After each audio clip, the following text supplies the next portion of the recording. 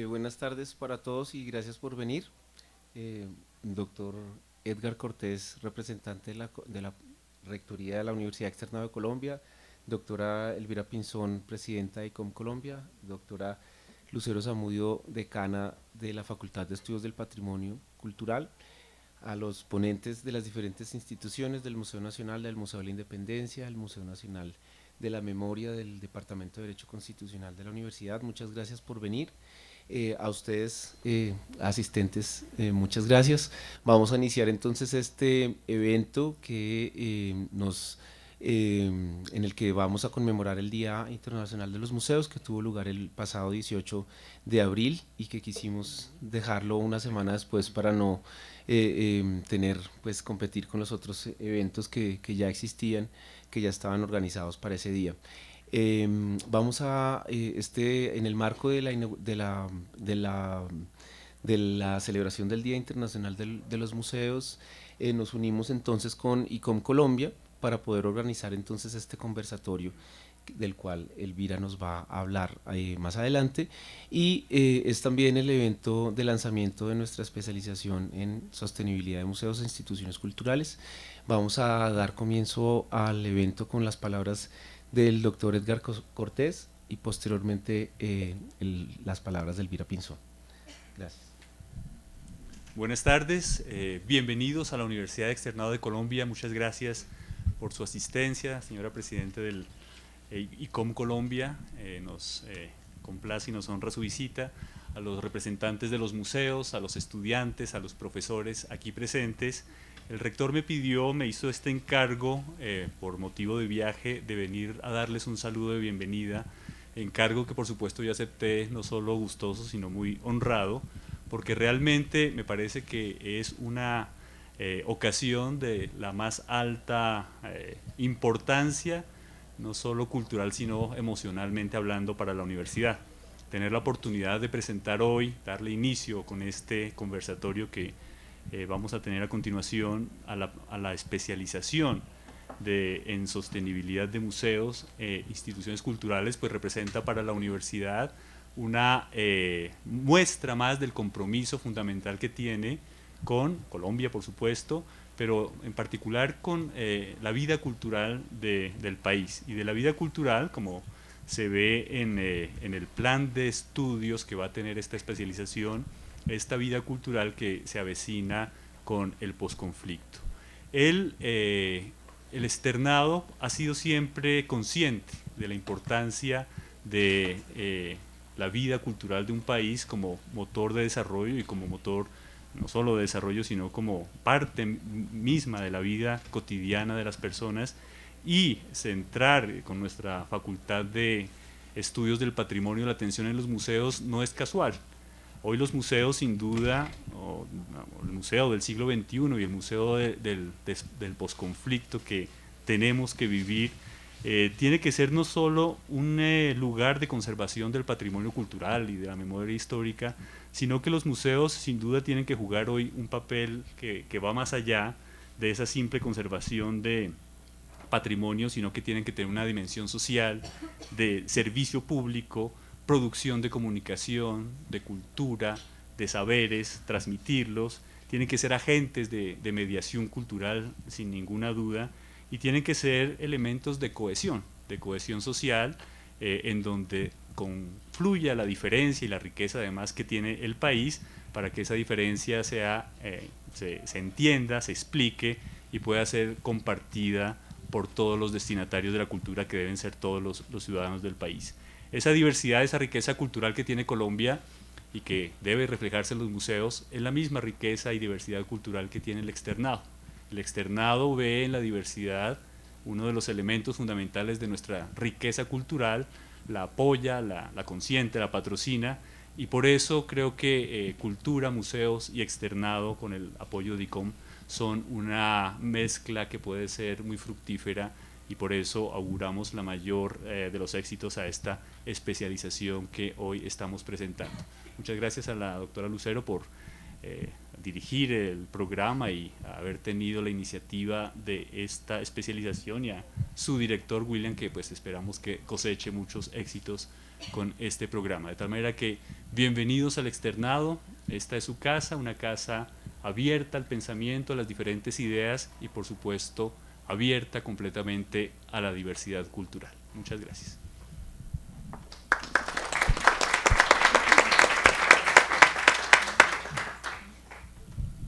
Bueno, doctora Lucero Zamudio, doctor Edgar Cortés, señoras y señores ponentes del conversatorio organizado hoy en conjunto con la Universidad Externado que nos acoge y también con el apoyo de ICOM Colombia. Quiero darles las gracias a la universidad y a sus representantes en la tarde de hoy por recibirnos, por unirse a la conmemoración del Día Internacional de los Museos, que es una fecha que desde hace 40 años exactamente el Consejo Internacional de Museos viene celebrando.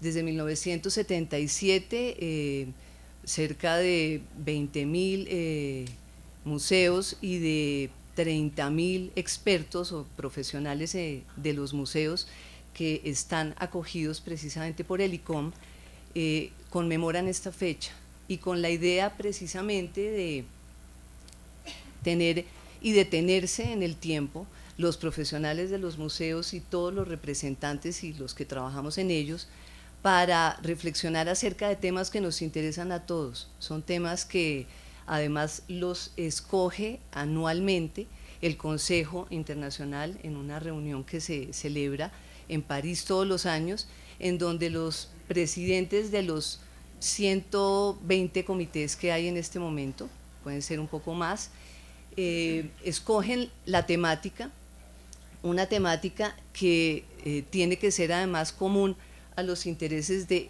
todos los continentes. Eso no es algo fácil. Se logra porque son temáticas que reúnen a los profesionales de los museos y que nos permiten de alguna manera en cada una de las entidades que representamos revisar una serie de aspectos que día a día tratamos, pero que de pronto a veces dejamos pasar desapercibidos y no lo son. En este caso, este tema que es un poco extraño desde su misma formulación, museos e historias controvertidas, decir lo indecible en los museos. Uno dice, pero ¿a quién se le ocurre un tema de esos? ¿Qué tipo de personas se reúnen a pensar en una temática como esa? Y si uno desglosa y si uno se pone en el trabajo de analizar cada una de las palabras, la intención es muy clara. Y es una intención que, como mencionaba el doctor Cortés, responde a lo que los museos del siglo XXI pues queremos ser. Aquí estamos representando curadores, museógrafos, investigadores, estudiantes del área de los museos, directores, y todos con el interés de convertir a los museos en lugares que tienen una importancia real para la sociedad desde hace mucho tiempo, pero que por también muchos años han sido considerados solamente como unos lugares donde se conservan objetos. Ese tipo de definiciones ya quedaron atrás. Y por eso temas como el de este año nos llevan a pensar que precisamente los museos son esos espacios de reflexión, de debate, de discusión, en donde todas las historias actuales, anteriores, le dan lugar precisamente a que la gente tenga la posibilidad de ponerlas en común con la persona que esté visitando, con el guía que lo reciba, con el investigador, para tener su propio punto de vista. Y los museos no podemos dejar de asumir esa posición, de ser espacios de debate y de reflexión y de construcción de un futuro mejor para nuestras sociedades, para nuestros profesionales, para nuestras historias, para nuestros patrimonios. Entonces, tener la posibilidad de unirse con una universidad como esta para conmemorar una fecha para el Consejo Internacional de Museos y el capítulo de Colombia significa algo bien importante, porque los museos solos no podemos tampoco desarrollar todas nuestras actividades. Debemos buscar ese tipo de aliados que tengan intereses similares, y qué más que una universidad como esta y como otras que nos van a acompañar en la mesa de hoy. Yo los invito a que aprovechemos precisamente no solamente esta fecha, sino el trabajo diario que desarrollamos en cada uno de los museos que están representados acá, y las universidades y los intereses de las entidades, para que hagamos de los museos esos lugares que queremos, de gran importancia para todos los colombianos en este caso, pero para todos los profesionales del mundo que de alguna manera ICOM trata de reunir. Muchas gracias.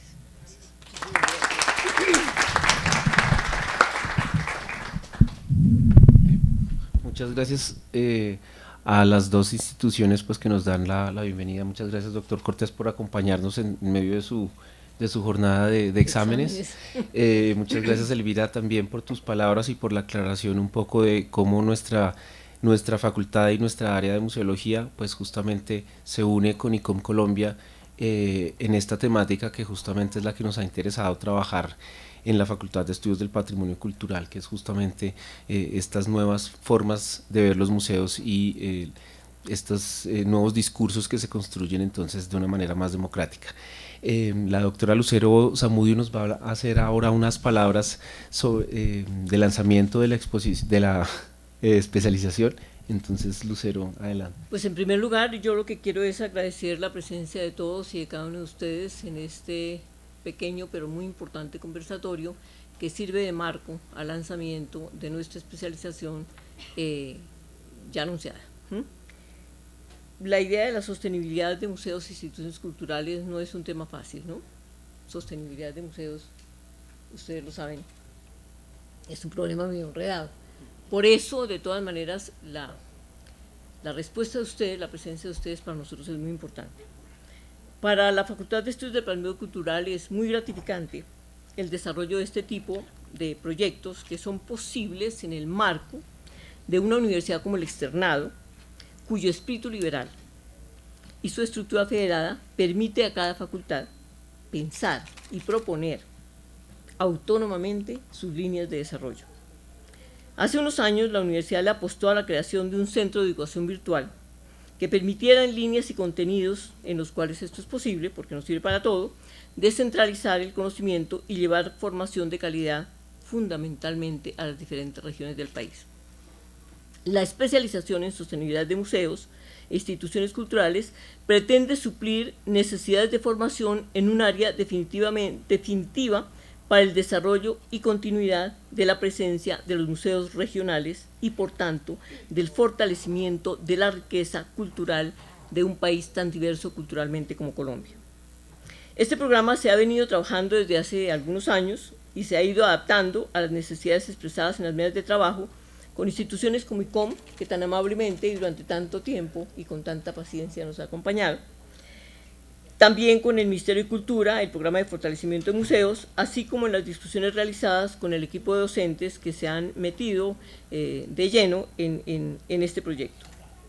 La especialización brindará conocimientos teóricos y prácticos sobre los diferentes factores legales, financieros, económicos, de política cultural que inciden en la sostenibilidad de museos e instituciones culturales, que, como decimos, no es un tema tan sencillo.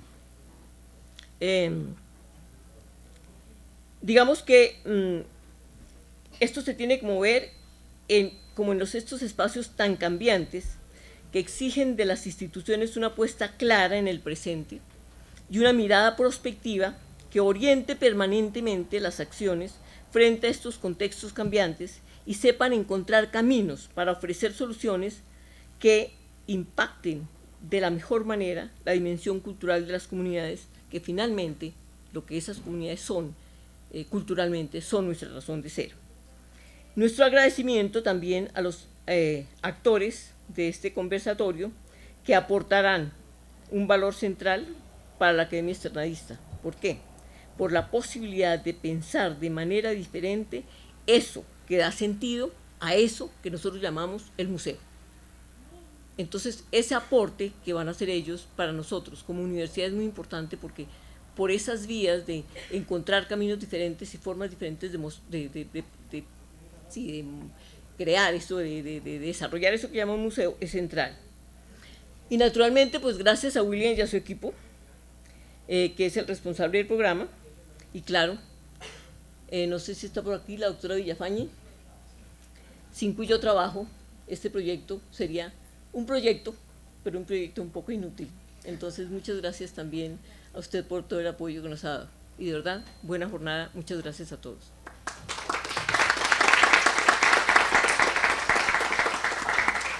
Bueno, muchas gracias. Vamos a dar entonces el inicio al conversatorio. Le pediría a los ponentes si nos pueden acompañar en la mesa. Vamos a tener entonces para cada ponencia 20 minutos y el profesor Carlos González les estará anunciando 5, 2 y 0 minutos. Y al final entonces haremos una sesión de preguntas. El profesor William López de la Universidad Nacional de la maestría en Museología y Gestión del Patrimonio Cultural se excusa, tuvo una situación de fuerza mayor y no nos va a poder acompañar. Entonces les agradezco si nos acompañan los ponentes para poder dar inicio al conversatorio. ¿Cómo hago para que no me vean allá? Vale, entonces para iniciar les agradecemos al equipo de curaduría del Museo Nacional en acompañarnos. Bueno, entonces muchas gracias al equipo de curaduría, como lo había dicho. Ellos nos van a hablar entonces sobre la curaduría de renovación del Museo Nacional de Colombia. Nos acompañan María Paola Rodríguez Prada, Rodrigo Trujillo Rubio, Francisco Romano y Andrés Leonardo Góngora.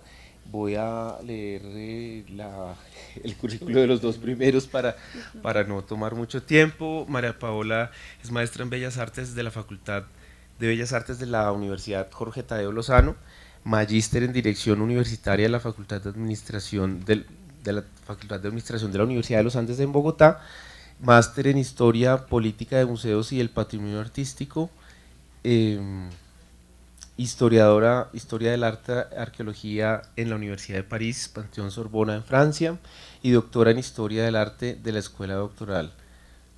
Historia del Arte de la misma Universidad de París, perdón.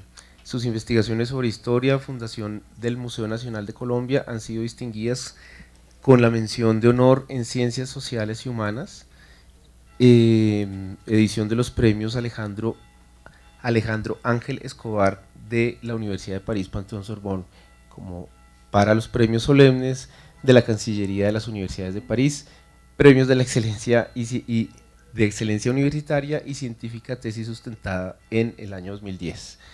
El maestro Rodrigo Trujillo, pintor que se formó en el taller de Julio Alpuy en Nueva York, donde conoció la Escuela del Sur de Joaquín Torres García. También recibió una importante influencia de Juan Antonio Roda, por la cercanía que tuvo en su juventud. Estudió en la Escuela de Bellas Artes de San Fernando en Madrid y en la Universidad Nacional de Colombia. Recibió clases de Historia del Arte de Beatriz González en la Escuela de Guías del Museo de Arte Moderno de Bogotá. Tiene experiencia en docencia en colegios y universidades en diferentes asignaturas, todas relacionadas con el arte. Les damos entonces la bienvenida. ¿Y los colegas? Sí, colegas iba el Francisco Romano, antropólogo de la Universidad Nacional de Colombia, estudios de maestría en la UNAM de México y doctorado en la Universidad de Pittsburgh, Estados Unidos, dedicado a los estudios comparativos sobre la evolución de la organización social, especializado en métodos de análisis cuantitativo, arqueología pública y divulgación de la ciencia. Y Andrés Leonardo Góngora Sierra, antropólogo especialista que nos acompaña del área de la curaduría de etnografía. Omití decir que Francisco viene de la curaduría de arqueología, Andrés entonces nos acompaña de la curaduría de etnografía, antropólogo especialista en investigación social y trabajo comunitario en temas relacionados con género y diversidad cultural, violencia, economía popular, movimientos sociales y teoría sobre la salud y la enfermedad. Ha sido profesor de técnicas etnográficas, investigación social y medicina comunitaria en la Universidad Nacional de Colombia. Posee amplia experiencia en formulación e implementación de proyectos de investigación, extensión universitaria y políticas públicas. Actualmente es investigador del Núcleo de Pesquisas de Cultura y Economía de la Universidad Federal de Río de Janeiro y del Grupo Conflicto Social y Violencia de la Universidad Nacional de Colombia. Tienen entonces la palabra. Muchas gracias. Buenas tardes a todos. Después de esta presentación estamos muy contentos de estar acá y sobre todo como equipo curatorial, que finalmente consolidamos cabezas para los diferentes departamentos y áreas de investigación del Museo Nacional de Colombia. Entonces, ante todo, queremos agradecerle a los organizadores, a la Universidad Externado de Colombia y al ICOM por tenernos en consideración y expedirnos esta invitación para que podamos compartir con ustedes cómo ha sido el proceso de renovación de guiones del Museo Nacional de Colombia. Como les decía William, vamos a contarles cuál ha sido el desarrollo curatorial desde la experiencia curatorial e investigación del proyecto que se da a partir de 2011.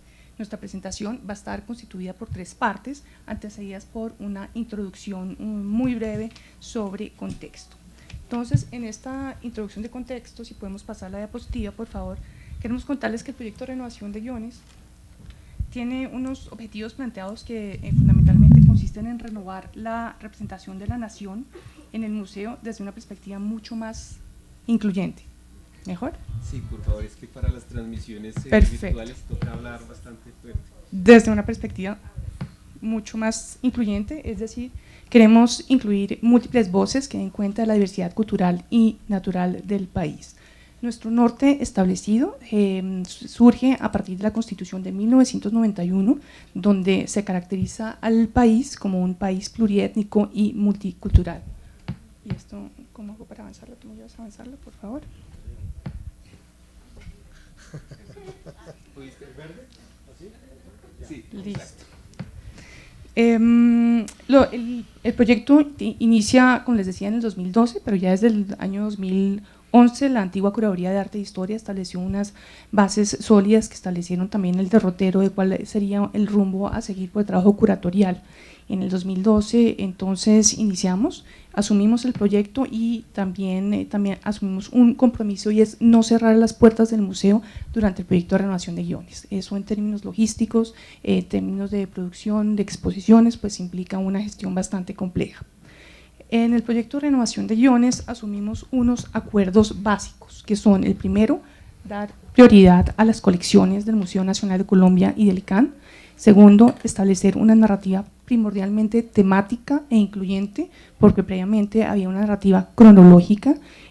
Tercero, ampliar el rango temporal desde una base de 12.000 años antes de Cristo hasta normalmente 1991, pero con una visión prospectiva, porque previamente el guión del museo acababa oficialmente en 1948 y también había un escenario prospectivo que llegaba un poco 60s y 70s. Y fuera de eso, el último desafío es asumir la presencia de las 4 colecciones de manera integrada.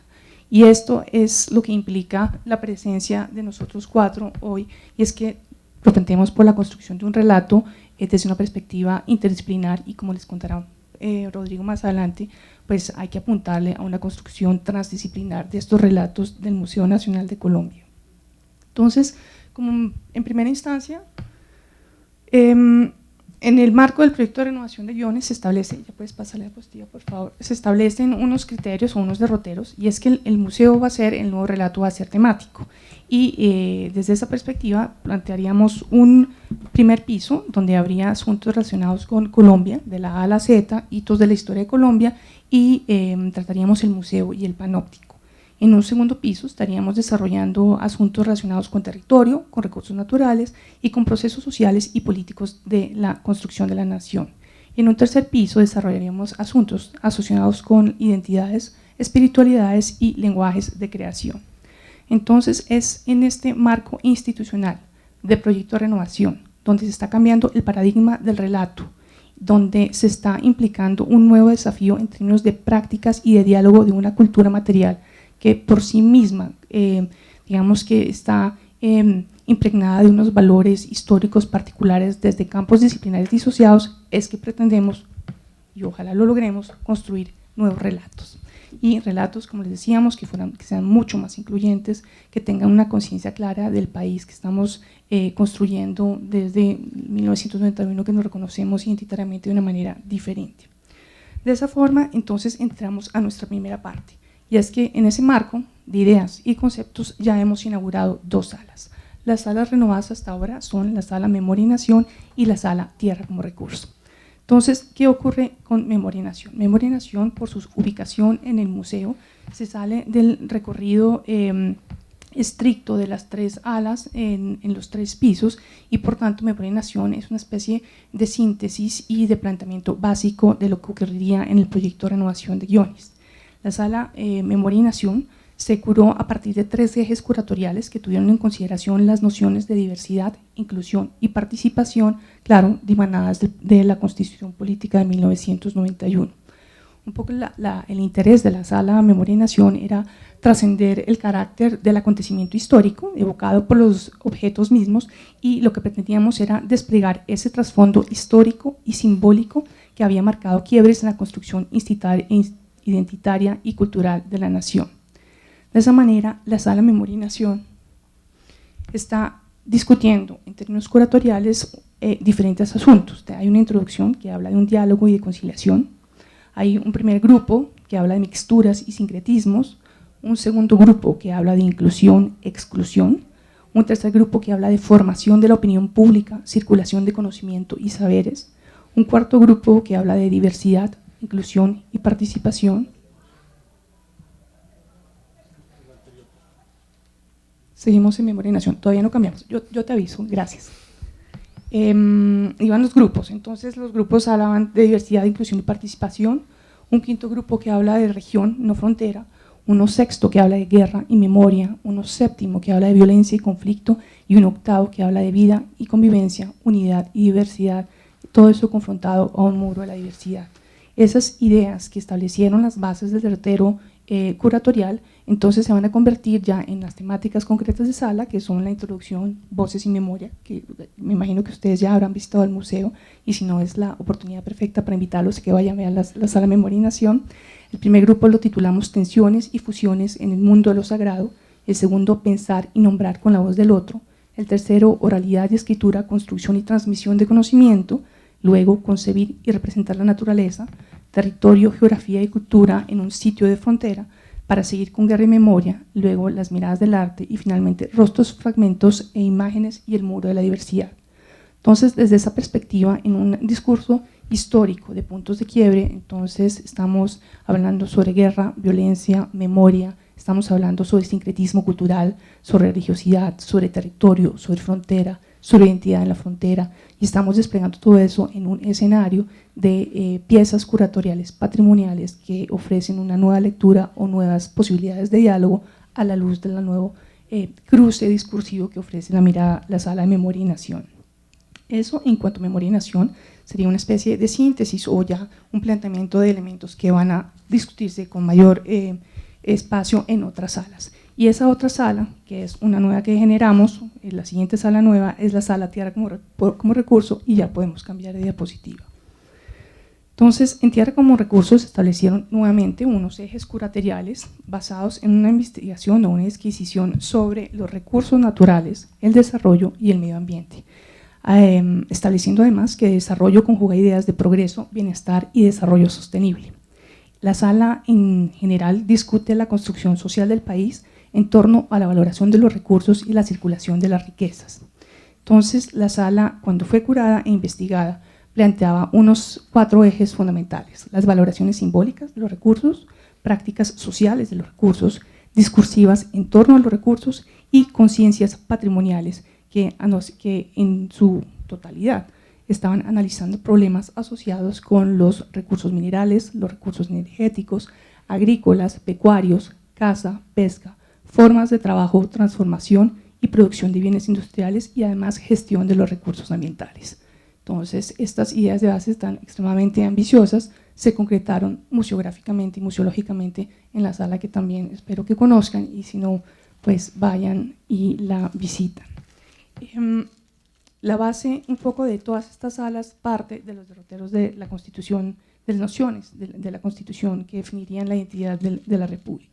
Entonces, a la luz de estas grandes secciones es que se desarrolla ya museográficamente una división en la sala asociada con tierra habitada, otra con tierra conquistada, otra con tierra explotada y otra con tierra representada.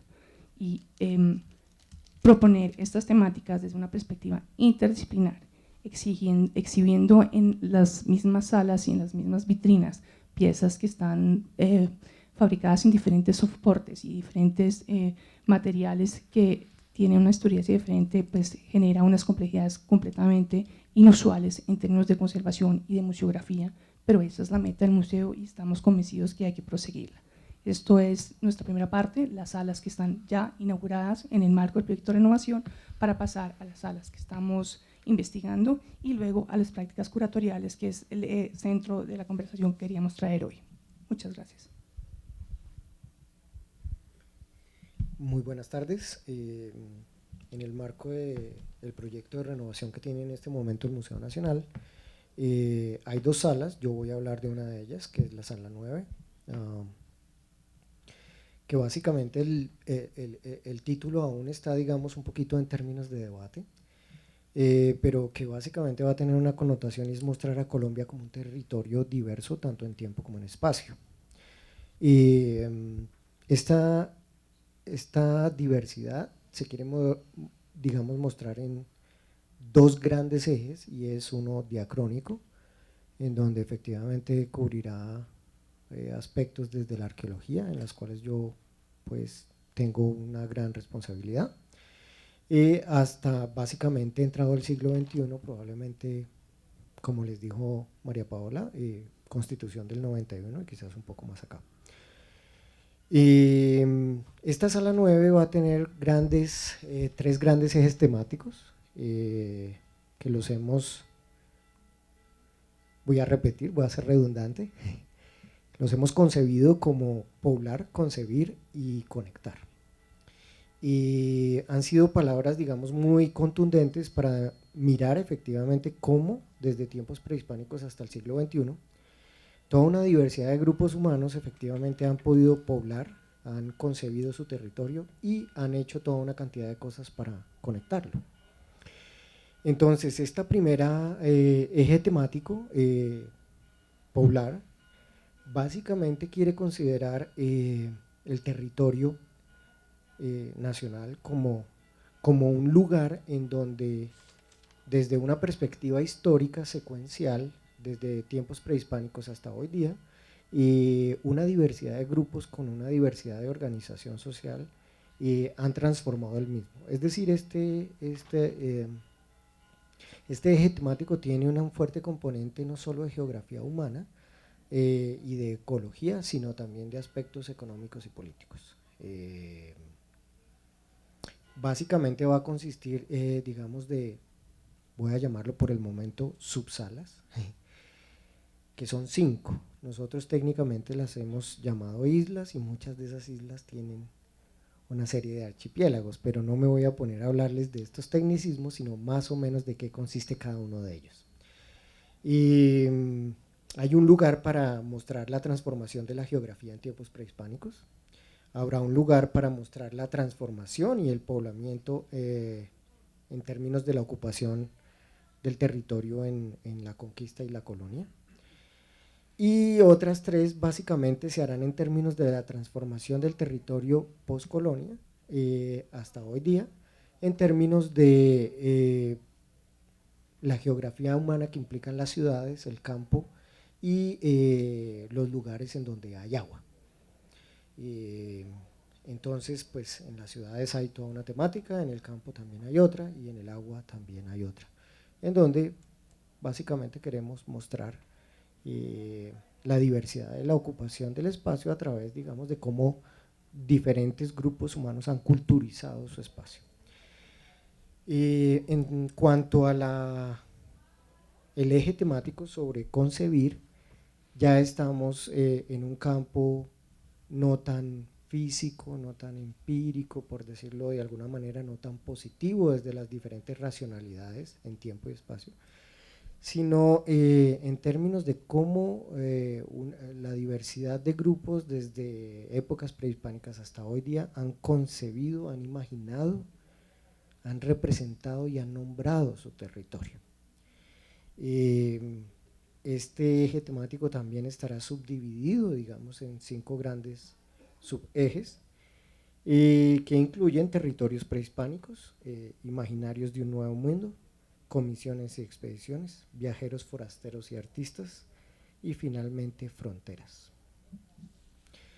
Y para terminar, esta sala 9 tiene un último eje que es conectar, y lo que estamos buscando es mostrar cómo ha habido una diversidad también en historia y en espacio de vinculación física y cultural del territorio. Esto es una parte de la sala un poco más reducida, y efectivamente lo vamos a mostrar a través, digamos, de 3 grandes subejes, que es cómo la gente se conectó para formar el proyecto de república, cómo se movió, digamos, dentro de esas fronteras, dentro de ese proyecto, y finalmente cómo eso sucedió también en tiempos prehispánicos. Esto tiene un orden diferente a las otras 2 ejes, pero bueno, esperamos que ya más bien cuando sea objeto de volver a hablar sobre estos temas, ya explicaremos a qué se debe eso. Entonces básicamente en esto consistirá la sala 9, y aprovecho y le doy el espacio al ala de etnografía para que les converse sobre la otra sala que hará parte de este proyecto de renovación del museo. Muchas gracias. Gracias. Bueno, voy a ser breve para dejar el campo, el tema central de la presentación que va a quedar al final, pero va a ser la cuestión del trabajo intercuratorial. Entonces, básicamente quería mostrarles a ustedes esta sala que está muy conectada con la temática de hoy, ¿no? Precisamente esta cuestión de las controversias y de cómo decir lo indecible en un espacio museográfico. Y de cómo decirlo, eso implica, por un lado, todo este trabajo de poder construir una narrativa diferente, heterogénea, juntando piezas diversas, ontologías diversas, estilos disciplinares diversos, ¿no? Y eso es un trabajo, digamos, muy desafiante que estamos haciendo en este momento. Entonces, esta cosa de decir lo indecible, que es hablar, por supuesto, de conflicto, es hablar también de derechos, es hablar de luchas, nos quedan 3 minutos, tienen que ver con una función, pienso yo, fundamental de los museos contemporáneos, es el museo como ágora. Entonces, yo pienso que esta es una de las cuestiones claves que vamos a trabajar aquí, que estamos trabajando en esta sala, porque es la sala del conflicto y estamos en una coyuntura política muy importante en el país. Yo no diría de posconflicto, tal vez de posacuerdo, pero sí nos ayuda a pensar cómo a través de nuestra historia se han configurado diferentes tipos de confrontaciones. Entonces aquí pienso que lo básico es entender el conflicto, digamos, desde 3 perspectivas. Una perspectiva histórica, una perspectiva socioantropológica que incluye, por supuesto, también la perspectiva arqueológica, y una perspectiva que le podríamos llamar representacional, o que tiene que ver con las configuraciones emotivas y estéticas que nos hacen pensar en la guerra, en el conflicto, en la violencia, pero no solo el conflicto como destructor de relaciones sociales, sino también como constructor, como integrador, ¿no? Entonces ahí salen varios relatos interesantes que estamos tratando de componer, juntando las perspectivas de las diferentes, digamos, áreas disciplinares y los diferentes objetos y dispositivos con que contamos en cada una de las curadurías, las colecciones de etnografía del ICANN y las colecciones de arte e historia del Museo Nacional. Y se van a trabajar 3 temas centrales, los voy a resumir rápidamente. El primero es el tejido social, que tiene que ver con las convivencias en diferentes momentos de la historia, siempre intentando generar esos diálogos entre piezas distintas, áreas disciplinares distintas, ¿no? Para contar una historia y no solo para construir un relato cronológicamente organizado, ¿no? Es más esta cuestión de distintos puntos de vista y de poder ofrecerle al visitante, al público, elementos para, digamos, tener una reflexión crítica, ¿no? Sobre esta cuestión. Allí entonces pues viene también obviamente un relato organizado más o menos cronológicamente, pero el eje es la organización, la jerarquía y la interacción, y los agentes sociales que han intervenido históricamente en estos conflictos a lo largo de la historia. El segundo eje es un eje que pues, nos gusta mucho, se adelantaron, es un eje que llamamos voces y resistencias. Entonces, básicamente es visibilizar voces subalternas a lo largo de la historia del país, a lo largo de la construcción de la nación, y voces también subalternas, digamos, de nuestra contemporaneidad política, resaltando algunos que han quedado opacados sistemáticamente por el relato histórico, ¿no?, hegemónico de construcción de nación. Entonces aquí se resalta, por supuesto, las voces de los pueblos indígenas, de las comunidades afrocolombianas y de sectores populares que no hacían parte de ese relato. Y por último, tensiones, control y sometimientos, que habla pues de nuestra historia, digamos, de conflicto a lo largo del tiempo, y allí vamos a resaltar algunas cosas, pero yo pienso que lo fundamental es la lucha, ¿no?, y sobre todo las reflexiones que podemos hacer desde el presente hacia el pasado, ¿no?, una historia siempre hilada desde el presente en relación con la lucha, las diferentes luchas sociales de los distintos actores y cómo llegamos a hablar de derechos, y de derechos de distintas índoles, ¿no?, de distintas categorías. Creo que eso es un poco el trabajo de esta sala, que está en construcción, no tiene título aún, entonces se las presentamos un poco a través de los ejes temáticos que hemos diseñado. ¿Cuánto tiempo tengo? 0 minutos. Sí. Pero por supuesto puedes hacer. Entonces voy a hablar de para atrás. Uno más. Bueno, no, así trataré de ser breve, eso es imposible, pero lo procuraré. La idea es que el Museo Nacional tiene otra renovación, no es la primera renovación. Atrás ha habido también muchas renovaciones supremamente importantes, donde pues se ha buscado una participación del público, pero digamos lo que les quiero contar ahorita es las trasescenas o la trasescena de todo este proyecto. ¿Qué sucede a nivel curatorial cuando nos enfrentamos a un cambio de que el centro del museo sean sus colecciones a que el centro se convierta en los temas, en las temáticas que estamos desarrollando, obviamente como es museo apoyado en las colecciones? Tenemos muchos problemas ahí, ¿no? Pues obviamente están las colecciones y hay que mostrar las colecciones como museo y estamos en el patrimonio, pero digamos que pasaron a un segundo nivel esa idea de centrar el discurso curatorial desde las colecciones. Las colecciones están apoyando nuevamente las problemáticas, digamos, que estamos planteando. Lo que hemos relatado aquí, estamos refiriéndonos al momento presente. El momento presente es 2 salas que están ya abiertas al público y otras 2 salas que están en construcción. Esto es como para poder completar lo que podemos decir el segundo piso del museo, pero en el futuro vendrán otras más salas, como lo dijo María Paola al comienzo, hay otro relato. ¿Qué implica digamos, este trabajo curatorial? Implica que nosotros 4 estamos al tiempo, trabajando en conjunto, pero también implica que cada una de las curadurías es un punto de vista diferente. O sea, estamos abordando cada temática y cada temática la estamos abordando desde 4 puntos, por lo menos 4 puntos de vista diferentes, y eso hace que pasemos de un trabajo interdisciplinar a procurar un trabajo transdisciplinar, porque la unidad debe quedar al final, donde el tema está de alguna manera sustentado en el diálogo de cada uno de nosotros. Tenemos cada curaduría un equipo de investigadores que, bueno, primero nos reunimos los investigadores decidiendo los temas, buscando los temas y haciendo todo lo que se puede decir con respecto a cada un tema, y eso se vuelve infinito.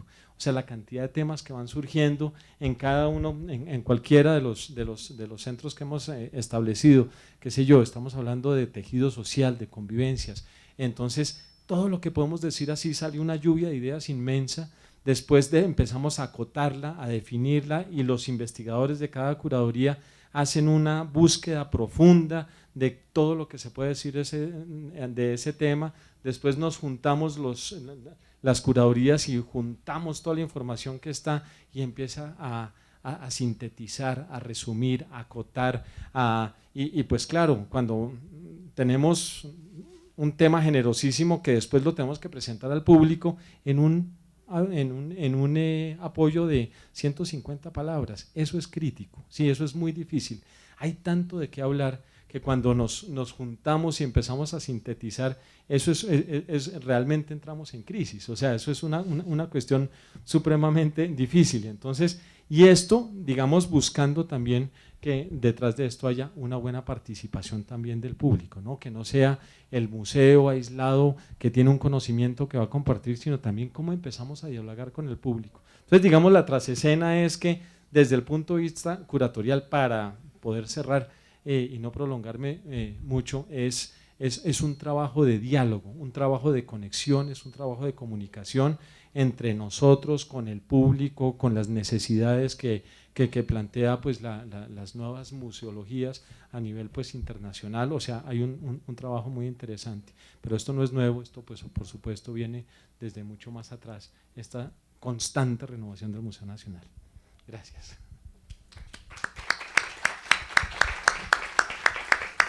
Bueno, muchas gracias a los cuatro, muy interesante y creo que muy pertinente para el tema que estamos entonces trabajando en el conversatorio. Seguimos entonces la programación con la participación del Museo de la Independencia.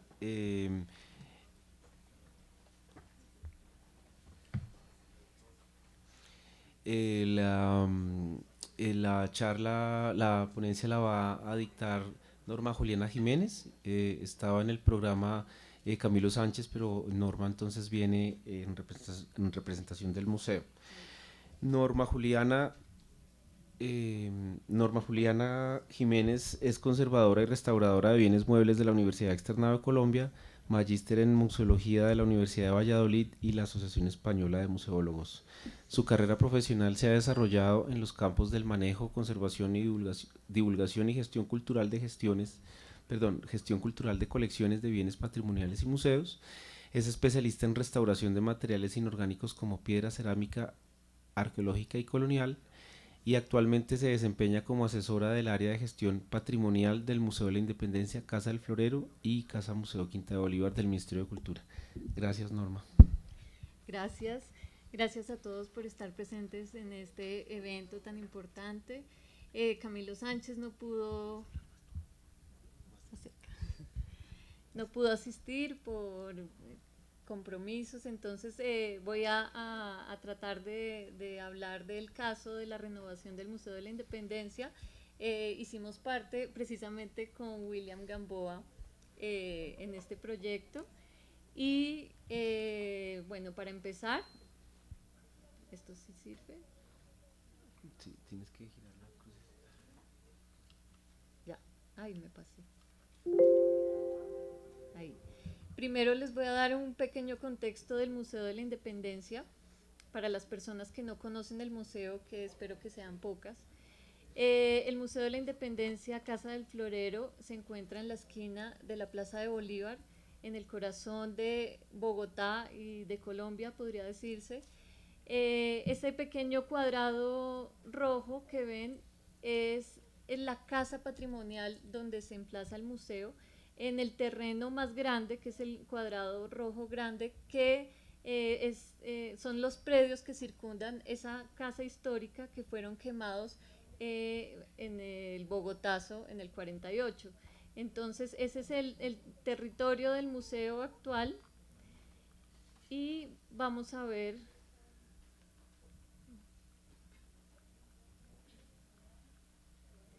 Esta es de las primeras imágenes que existen de la Casa del Florero, donde se sabe José González Llorente tenía su local donde comerciaba productos traídos de Europa y precisamente esa esquina y ese balcón es lo que queda histórico de la Casa del Florero. No. Tienen que ayudarme a pasar. Esta es una foto de 1948, recién al otro día del Bogotazo, en que se ven los predios quemados de las casas aledañas y cómo se mantuvo en pie esa pequeña casa vestigio de las casas bogotanas de principios del siglo XIX. Esta es una foto antes de la restauración, antes de instaurarse el museo en esa casa. Pasamos. Esta es una vista posterior donde se ve al fondo la Plaza de Bolívar y la catedral. y en 1960 se restaura la casa y se funda el Museo del 20 de julio de 1810, conocido popularmente como la Casa del Florero. Estas son algunas imágenes de las salas. Es un museo de historia, arte de historia, enfocado en el siglo XIX, finales del XVIII. Es una colección sobre todo de objetos heredados de los personajes principales de la independencia. Esta es una imagen muy conocida del antiguo museo con sus banderas en la Plaza de Bolívar.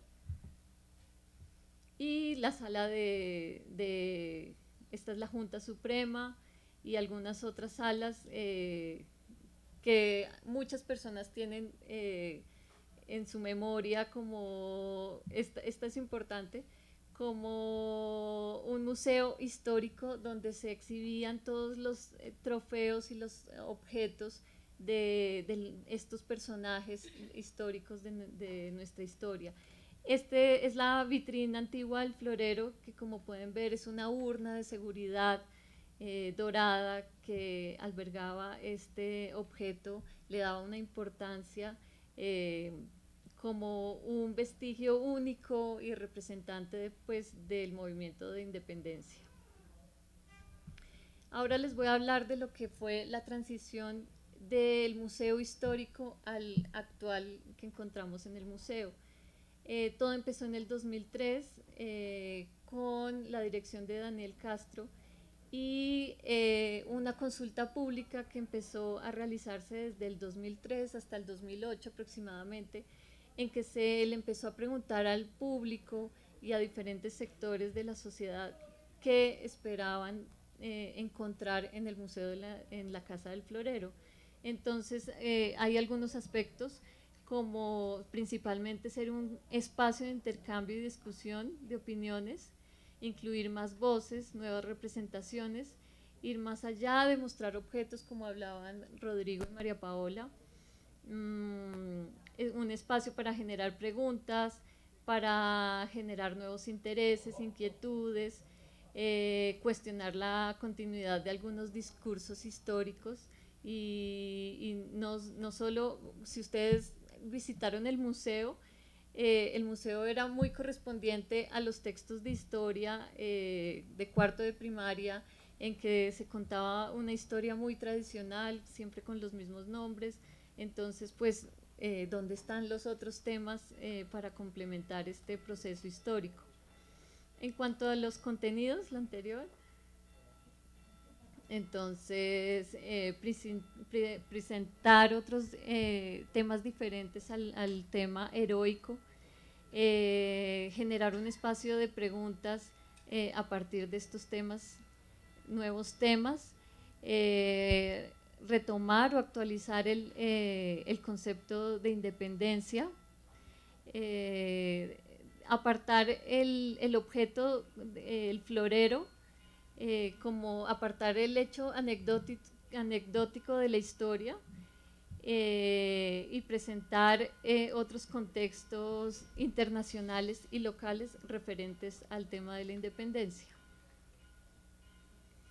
Entonces, a partir del 2003 empezaron a hacer unos ejercicios de intervención de las salas tradicionales en que se empezaron a incluir preguntas hacia el público y a buscar que el público registrara su opinión y su propia historia con referencia al museo.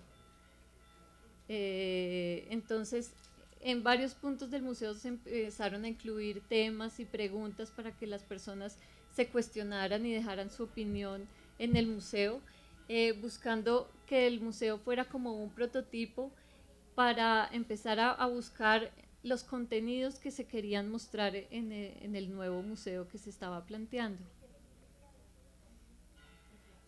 Muchos ejercicios de participación escrita a partir de dibujos,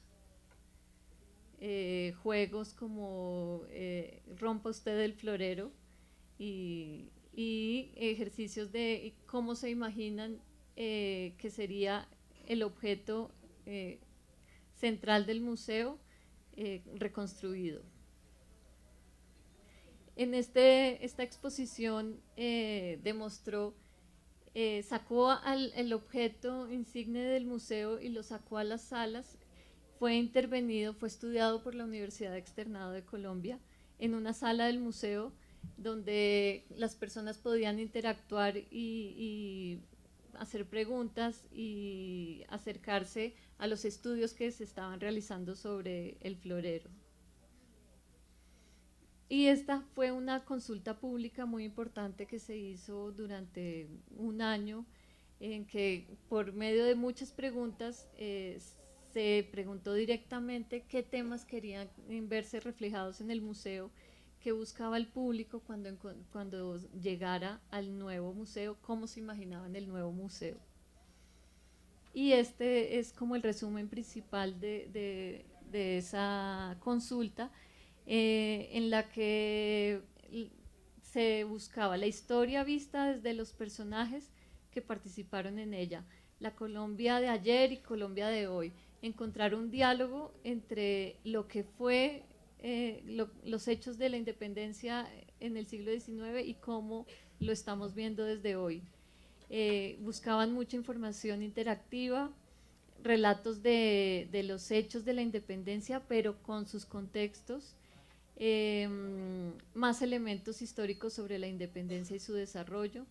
Buscaban que fuera un espacio interactivo, dinámico, moderno, con mayor cantidad de información y objetos.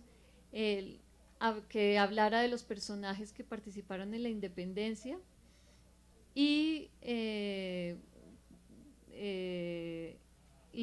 concepto de libertad de cultos, de ideas y de expresión.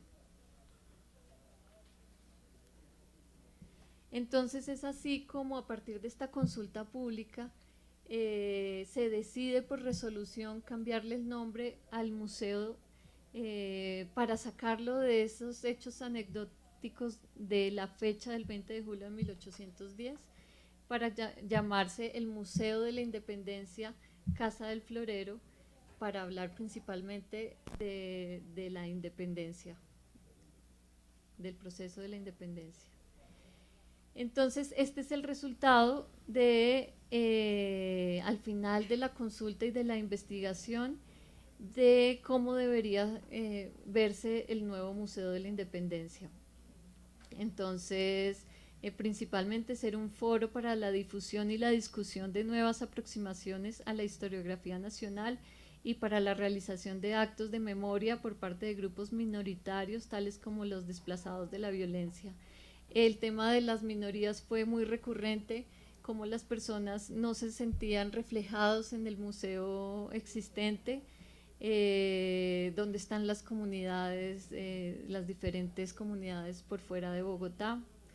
Recoger y dialogar con las opiniones de su público respecto a sus iniciativas, generar mecanismos de interpelación del público del museo, crear colecciones temporales de objetos relacionados con el ejercicio de la autonomía, ciudadanía, la identidad territorial y temas similares. El público también pidió hablar de temas por fuera de la independencia, como la ciudadanía, que es el otro nodo del guión curatorial, que ahora lo vamos a ver. Abrir espacio para abrir el espectro de la idea de protagonistas, tener elementos sorpresas, preguntas comprometedoras y críticas acerca del estado actual del legado de la independencia, y tener intervención artística actual también. Siguiente. Entonces, a partir de esos resultados se hicieron varias mesas temáticas para ya acotar los temas que se querían presentar en el museo. Una de las principales mesas fue la de historia, arquitectura y museología. En esta imagen podemos ver al director del momento presentando el proyecto y buscando la opinión de varios sectores. Y este es el resultado en general curatorial que se buscaba a partir de dos nodos, que por un lado está el concepto de la independencia y por otro el concepto de ciudadanía, con varios puntos que terminan en el florero o en el objeto insigne del museo. En el 2009 y 2010 se inicia la restauración de la casa histórica, preparándose para la celebración del bicentenario. Y esta es como la maqueta que se buscaba desarrollar, o es el proyecto de renovación del museo, en que se espera usar ese espacio que se tiene alrededor de la casa histórica para generar unas salas y espacios contemporáneos para la exhibición de los temas referentes. Algunas imágenes del el proyecto. Y este es el preámbulo para la restauración de la casa. Entonces se quería crear la expectativa de qué iba a pasar en este espacio histórico. Luego empezó la obra, se restauró la parte histórica de la casa y se realizó la renovación del guión museográfico. Entonces aquí vamos a ver algunas salas que actualmente pueden visitar en el museo y más adelante. Esta sala, por ejemplo, es la sala Más que Criollos, que es la sala que habla del contexto de la Bogotá y de la Nueva Granada a finales del siglo XVIII y los diferentes agentes sociales que intervienen para el momento histórico. Ese es el proyecto y ahorita siguiente vemos la sala, cómo se generaron los espacios con el diseño del museólogo Marcelo Dantas. Esta es otra sala, la historia en la casa y la casa a través de la historia, que busca ser un espacio que proyecte la historia de la casa y todos los hechos de que la casa ha sido testigo.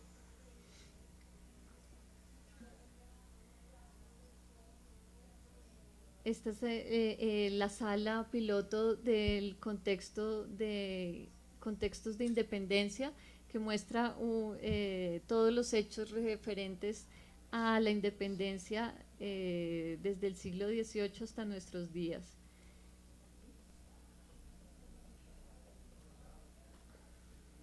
Este es un espacio diseñado para la consulta al público, para que las personas sigan registrando su propia historia en el museo con referente a los temas que proponemos. Esta es la sala de legados de ciudadanía, que presenta el otro nodo curatorial del museo, que son espacios vivenciales y para la exploración. Y esta es la sala del florero, como se imaginaba, y más adelante vemos el objeto, como pueden ver, en una vitrina más sencilla y bajándolo de ser un ícono del museo, sino es otro objeto más que se puede estudiar y ver en el museo.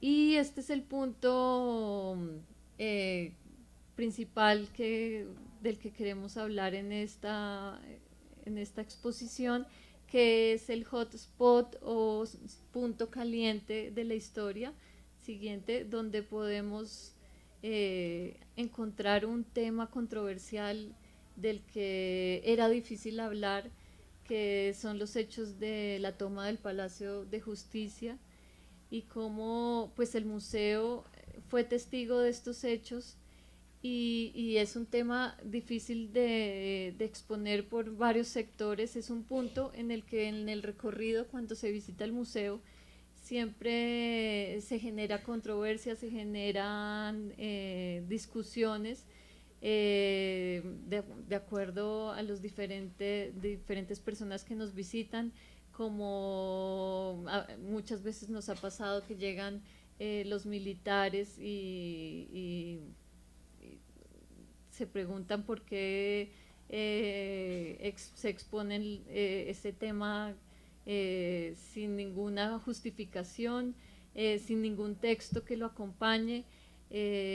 También vienen en algunas ocasiones familiares de las víctimas y en algún momento se molestaron por tener expuesto el casco de plazas, y es un espacio, un punto candente donde se generan discusiones y se habla precisamente de los temas